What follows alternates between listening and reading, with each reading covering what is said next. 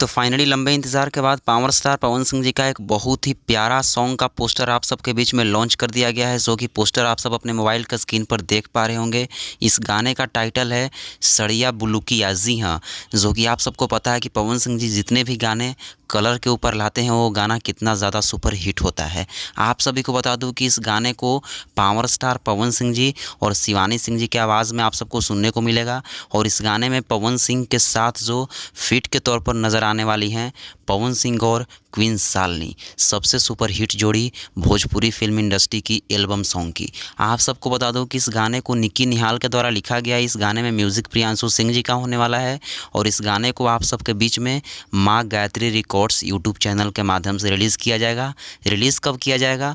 तो 21 तारीख को, जी हाँ 21 जून को सुबह में इस गाने को रिलीज़ किया जाएगा और शाम में इस गाने का लॉन्चिंग पार्टी रखा जाएगा, जो कि बहुत बड़ी बात है। पावर स्टार पवन सिंह जी लखनऊ के सेंट्रम होटल में गर्दा मचाएंगे। बाकी आप सब इस वीडियो को शेयर करके गर्दा मचाइए। धन्यवाद।